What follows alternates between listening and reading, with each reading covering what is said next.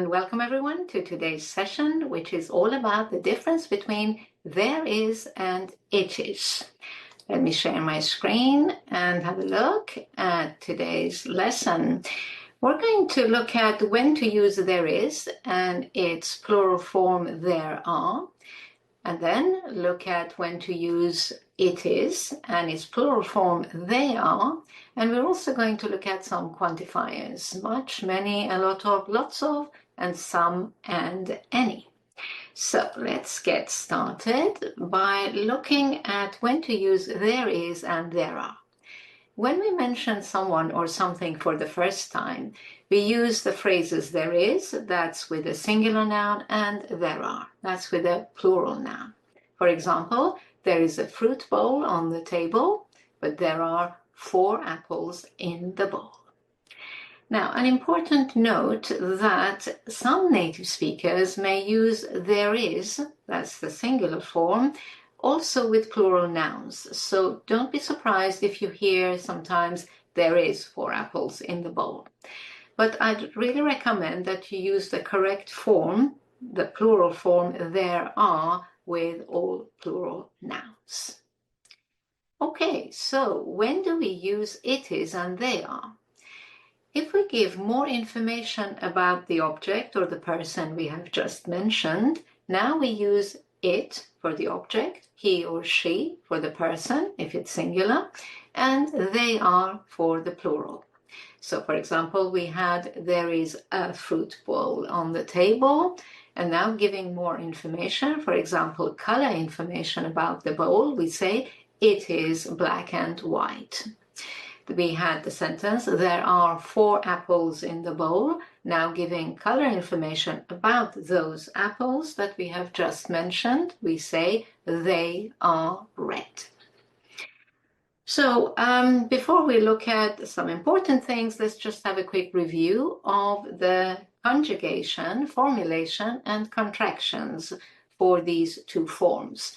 In the positive present, as you have just seen, we have there is and there are. There is has a contracted form, there's.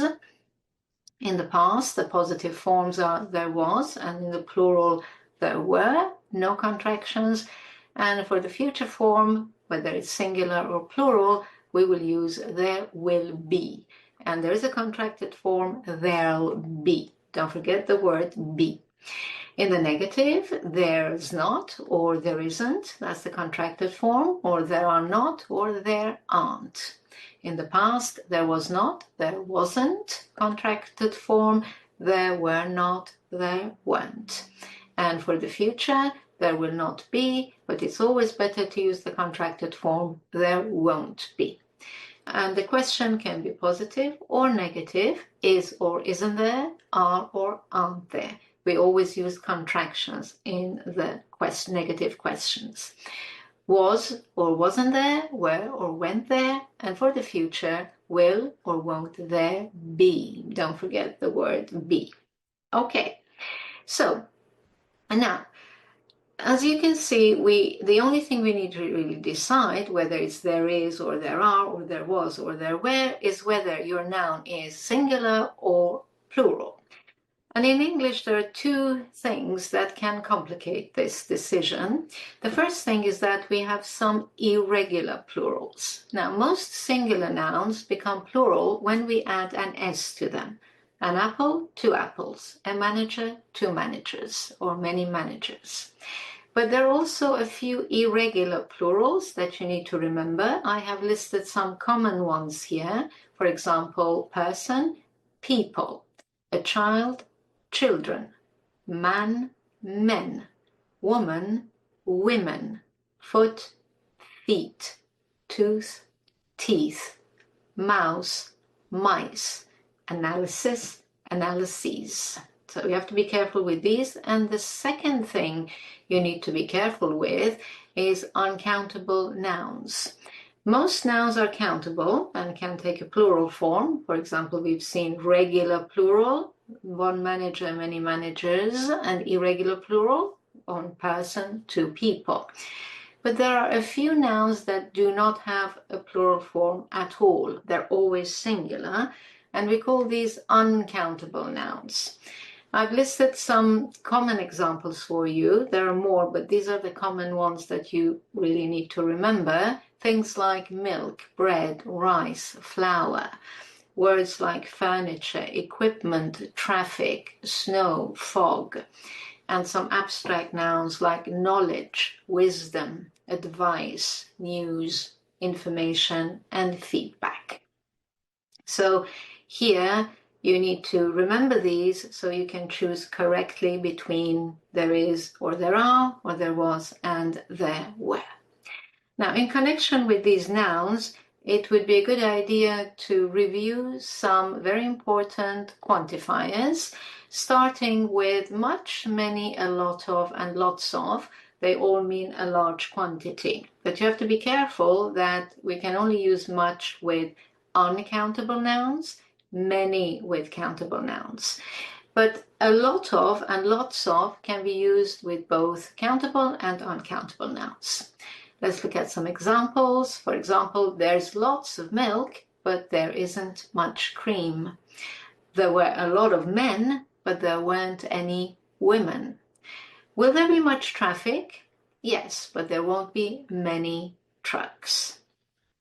Now, a little note here that much and many are more common in questions and negative sentences. Lots of is more common in positive sentences, and a lot of is used in all types of sentences. So if in doubt, use a lot of. That's your joker expression. So now let's look at some and any, which they both mean a certain quantity.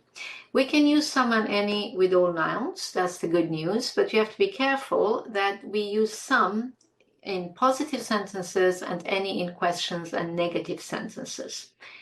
Let's look at the examples. Is there any coffee? No, but there is some tea. Were there any delays? No, there weren't any delays. Will there be any children? Yes, there will be some children. And to finish, two little notes about some and any. The first note is that if you're offering something to someone, or if you expect or would like to encourage a positive answer, it's better to use some instead of any in your question. So, for example, would you like some potatoes rather than would you like any potatoes? Could I have some juice, please, rather than could I have any juice, please? Right? That's note one. And note two, the last note, is in negative sentences, you can also replace not, that's the negative verb, and any with the word no. So instead of saying there were not any delays, we can say there were no delays. Right, that's the end of the session. I hope it's been helpful in clarifying the difference, the very important difference between there is and it is, and there are and they are, and also giving you some revision of these very common quantifiers. I hope you've enjoyed this lesson. For more on this topic, click here. Remember to also check out my complete online course, and don't forget to like and subscribe. Thank you for watching and happy studies!